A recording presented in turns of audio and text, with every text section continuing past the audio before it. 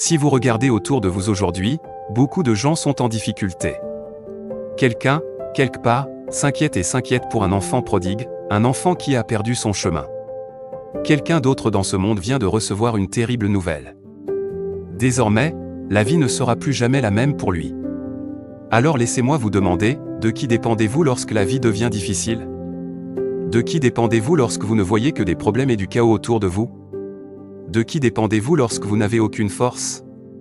De qui dépendez-vous lorsque vous êtes confronté à des circonstances auxquelles vous ne pouvez rien faire? Eh bien, aujourd'hui, peuple de Dieu, je veux vous encourager à dépendre de Dieu. Comptez sur un Dieu qui nous a donné de merveilleuses promesses dans la Bible. Des promesses qui devraient nous relever lorsque la vie essaie de nous écraser. Des promesses qui devraient apporter la paix à nos cœurs même si notre environnement extérieur est tumultueux. Les promesses de Dieu sont ce sur quoi vous et moi devrions compter parce que Dieu est un Dieu fidèle. C'est un Dieu qui tient sa parole parce qu'il est la vérité. Maintenant, je prie pour que ce message serve de rappel à chaque croyant qui l'écoute. Je veux que vous sachiez que lorsque vous commencerez à faire confiance aux promesses de Dieu, vous réaliserez que vous êtes bien pris en charge. Vous ne manquerez de rien. Et pour ceux qui se demandent, quelles sont ces promesses? Permettez-moi de vous rappeler ce que dit la Bible. Dans Ésaïe 41 verset 13, la Bible dit « Car moi, l'Éternel, ton Dieu, je te tiens par la main droite. C'est moi qui te dis, ne crains pas, je suis celui qui t'aide. » C'est une promesse. Une promesse pour ces périodes de la vie où tu as l'impression de ne pas pouvoir te reposer. C'est une promesse que Dieu Tout-Puissant t'aidera. Le Seigneur viendra à ton secours. Il sera ton soutien. Il sera ton pilier de force. Lorsque la Bible dit « Sois tranquille et sache que je suis Dieu », elle te dit en réalité d'arrêter tout ce que tu fais. Arrête de t'inquiéter. Arrête de te battre. Arrêtez de résister et commencez à vous soumettre à Dieu. Commencez à écouter Dieu. Il y a quelque chose dans le silence. Et je crois que ce verset nous appelle à être calmes devant le Seigneur parce que nous devons diriger toute notre attention, toute notre concentration sur le Seigneur. Vous voyez, lorsque vous passez du temps à apprendre à connaître le Seigneur, lorsque vous passez du temps dans la présence de Jésus-Christ, vous serez vraiment transformé. Et je vous encourage à désirer et à avoir faim de ce type de rencontres riches en présence de Dieu. Parce que ce n'est que dans ces rencontres intimes en tête-à-tête que chacun de nous peut obtenir une révélation personnelle de qui est vraiment Dieu. Ce n'est que dans ces rencontres intimes en tête-à-tête que chacun de nous peut être habilité et rempli de courage. Le courage d'affronter le monde et de défendre Christ.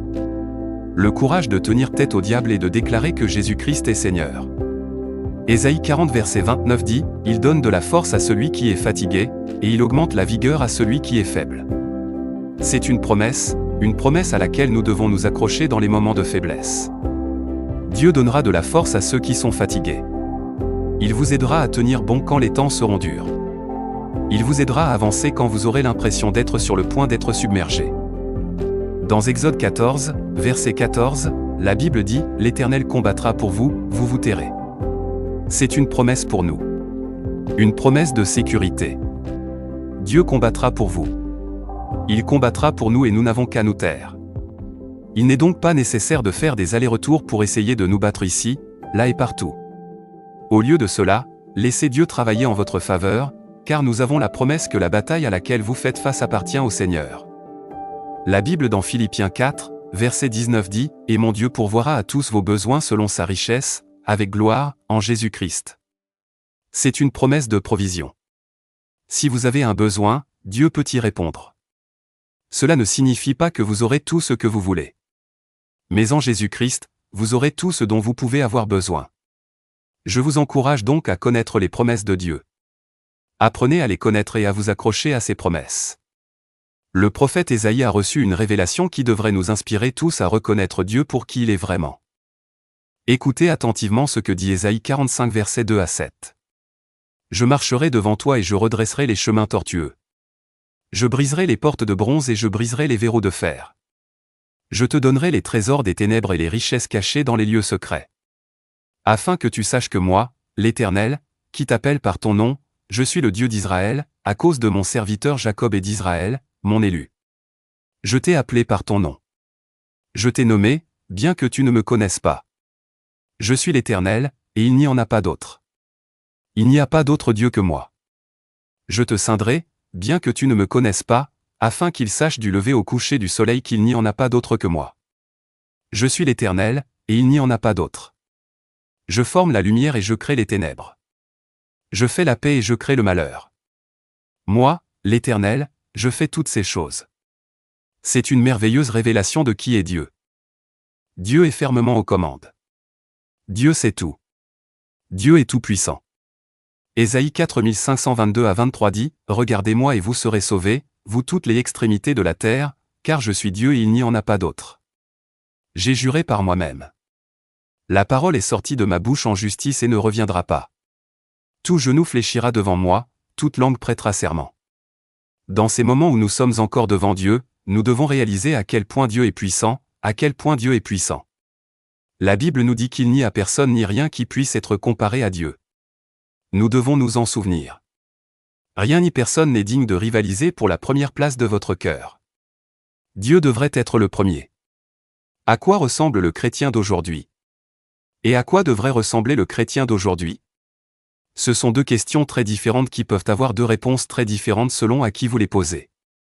Or, la Bible dit dans 1 Pierre 2 verset 21, « C'est à cela que vous avez été appelés, parce que Christ a souffert pour vous, vous laissant un exemple, afin que vous suiviez ses traces. » Écoutez bien ceci, car Christ a souffert pour vous, vous laissant un exemple, afin que vous suiviez ses traces. Je crois que c'est cela le vrai christianisme, suivre l'exemple de Jésus-Christ. Jésus-Christ a quitté le ciel pour la terre afin de mourir pour nos péchés. Il a mis l'Église avant lui-même. Il a obéi à la volonté de Dieu. Il a vécu une vie avec un objectif. Un objectif qui peut être résumé par ces paroles dans Luc 22 verset 42, qui dit, « Père, si tu veux, éloigne de moi cette coupe. Mais que ma volonté ne se fasse pas, mais la tienne. » Lorsque nous en arriverons à un tel point, c'est ce que je crois être le vrai christianisme. Maintenant, je voudrais vous encourager à suivre les étapes suivantes afin que vous puissiez vous assurer que vous avancez et que vous vivez une vie qui plaît au Seigneur. Pour commencer, nous devons tous vivre une vie où Dieu est en premier. Vous et moi devons vivre une vie qui place Dieu au-dessus de tout. Placez Dieu avant tout. La traduction amplifiée de Luc 9 verset 23 dit, « Et il leur disait à tous, si quelqu'un veut me suivre comme mon disciple, il doit renoncer à lui-même, mettre de côté ses intérêts égoïstes et se charger chaque jour de sa croix, exprimant sa volonté de supporter tout ce qui peut arriver et de me suivre, de croire en moi, de se conformer à mon exemple de vie et, si nécessaire, de souffrir ou peut-être de mourir à cause de sa foi en moi. » Cela me rappelle la chanson qui dit, « Jésus le matin, Jésus à midi, Jésus au coucher du soleil. » Et pour moi, cela signifie vivre une vie où vous êtes complètement consumé par la présence du Seigneur, par sa parole, par le Saint-Esprit. Et non, cela ne signifie pas que vous négligez vos responsabilités quotidiennes parce que vous priez 24 heures sur 24, 7 jours sur 7. Non. Cela signifie simplement que votre esprit est constamment fixé sur Jésus-Christ. Soit vous méditez tranquillement sur un verset pendant que vous préparez le petit déjeuner, soit vous louez et louez Dieu pendant que vous conduisez. Quoi qu'il en soit, ayez la présence d'esprit de vous demander, suis-je connecté au Seigneur? Est-ce que je glorifie le Seigneur? L'expression « mettre Dieu en premier » est devenue très populaire de nos jours. Mais en termes pratiques, qu'est-ce que cela signifie? Eh bien, quand on a demandé à Jésus quel était le plus grand commandement, il a répondu dans Matthieu 22 verset 37. Jésus lui dit, « Tu aimeras le Seigneur ton Dieu de tout ton cœur, de toute ton âme et de toute ta pensée. » C'est le premier et le plus grand commandement. Cela me dit que votre amour pour Jésus-Christ surpasse tout. C'est un amour qui donne la priorité au Seigneur. Dieu d'abord veut dire Dieu d'abord. Maintenant, un autre point que j'aimerais souligner à propos d'un véritable disciple de Jésus-Christ est qu'il doit craindre le Seigneur. Et craindre Dieu ne signifie pas que vous avez peur de lui. Non. Craindre Dieu, c'est réaliser qui il est, combien il est grand, combien il est puissant et tout-puissant, et cela vous conduit à avoir un profond respect, une profonde révérence et une crainte respectueuse pour la puissance et l'autorité de Dieu. Proverbe chapitre 1 verset 7 dit que la crainte de l'Éternel est le commencement de la connaissance. Les insensés méprisent la sagesse et l'instruction. La crainte de Dieu est ce qui motive un comportement pieux. La crainte de Dieu conduit à se repentir et à poursuivre une vie sainte. La crainte de Dieu vous maintient sur le droit chemin. Lorsque vous craignez Dieu, vous ne prenez pas le péché à la légère parce que vous savez que Dieu est saint et pur, et qu'il ne tolère ni l'injustice ni l'impureté. D'autres traits d'un véritable disciple de Jésus-Christ sont qu'il sert de tout son cœur. Tout ce qu'ils font, c'est pour la gloire de Dieu.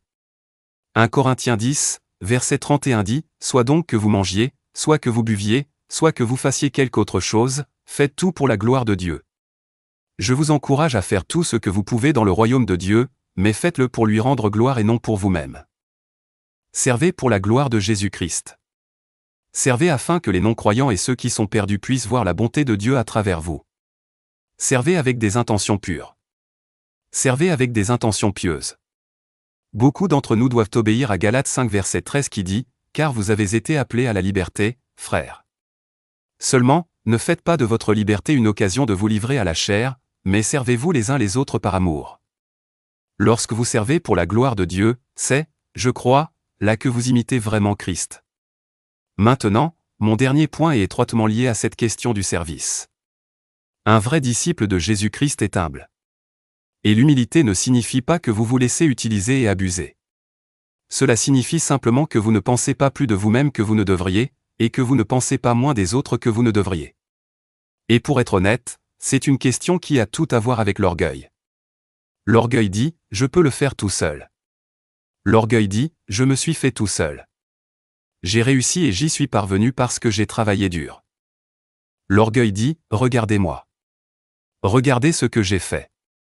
L'humilité dit, dans ma faiblesse, la force de Dieu est rendue parfaite. L'humilité dit, Dieu me donnera de la force.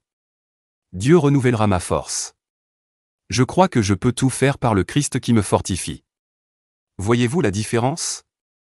L'orgueil dit, regardez-moi. Mais l'humilité dit, regardez le Christ. L'orgueil dit, regardez ce que j'ai fait. Mais l'humilité dit, regardez ce que le Seigneur a fait. Jacques 4,6, mais il donne plus de grâce. C'est pourquoi, dit-il, Dieu résiste aux orgueilleux, mais il fait grâce aux humbles. Vous trouvez grâce en étant humble. Vous trouvez des bénédictions en étant humble. Je vous encourage donc à être quelqu'un qui met Dieu en premier. Que ce soit le jour ou la nuit, qu'il pleuve ou qu'il fasse beau, mettez Dieu en premier. Soyez quelqu'un qui vit avec la crainte du Seigneur dans sa vie. Révérez et honorez toujours notre Seigneur Jésus-Christ. Et enfin, soyez humble. Soyez toujours humble dans tout ce que vous faites. Cherchez à servir les autres pour la gloire de Dieu. Peuple de Dieu, je veux vous demander quelque chose. Quand avez-vous reconnu publiquement Jésus-Christ pour la dernière fois comme votre Seigneur et Sauveur? C'était peut-être à un collègue que vous voyez tous les jours ou à quelqu'un que vous venez de rencontrer et avec qui vous avez entamé une conversation. Mais dans l'ensemble, je crois que chacun d'entre nous au cours de sa vie aura au moins une occasion de déclarer publiquement ce que nous croyons et en qui nous croyons. La Bible dit dans Matthieu 10h32, « C'est pourquoi, quiconque me confessera devant les hommes, je le confesserai aussi devant mon Père qui est dans les cieux. » Je ne sais pas ce qu'il en est pour vous, les saints, mais voici ma confession, je crois en Jésus-Christ. Je crois qu'il est le chemin, la vérité et la vie et que personne ne peut parvenir au Père sans passer par Jésus. Je crois qu'il est le pain de vie. Il est celui qui peut nous soutenir. Je crois que Jésus-Christ est le prince de la paix et qu'en lui vous trouverez la paix au-delà de toute compréhension humaine. Je crois que Jésus-Christ est la lumière du monde et le bon berger. Je crois qu'il était un guérisseur et un faiseur de miracles quand il marchait ici sur cette terre. Et je crois aussi qu'il est encore capable de faire l'impossible même aujourd'hui. Je crois qu'il est mort sur une croix pour nos péchés, pour mes péchés. Et je crois qu'il est ressuscité après 3 jours et qu'il est monté aux cieux. Et en ce moment même, il est assis à la droite du Père. Écoutez-moi. Au nom de Jésus, il y a la puissance. Jésus-Christ est le nom au-dessus de tout autre nom. Il est l'auteur et le consommateur de notre foi. Il est le ressuscité, le Tout-Puissant.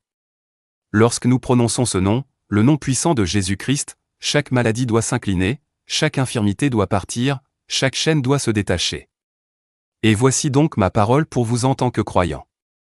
Nous ne devrions pas avoir honte de l'évangile de Jésus-Christ. Nous ne devrions jamais compromettre la parole de Dieu pour pouvoir nous intégrer dans ce monde. Nous ne devrions pas avoir honte de l'évangile parce que le diable dans le monde, il répand agressivement un message de tromperie. Le diable dans ce monde essaie agressivement d'éloigner les gens de l'évangile salvateur de Jésus-Christ. Il est donc temps que nous, en tant que croyants en Jésus-Christ, nous nous levions et déclarions au monde qu'il existe un Sauveur. Il y a quelqu'un qui peut vous libérer si vous êtes liés. Il y a un Rédempteur et son nom est Jésus-Christ. Les saints, nous ne devrions pas avoir honte de l'Évangile, Mais en tant que chrétiens, nous devons nous lever et lutter pour l'Évangile. Nous devons nous lever en tant que fils et filles du Très-Haut et proclamer que Jésus-Christ est Seigneur.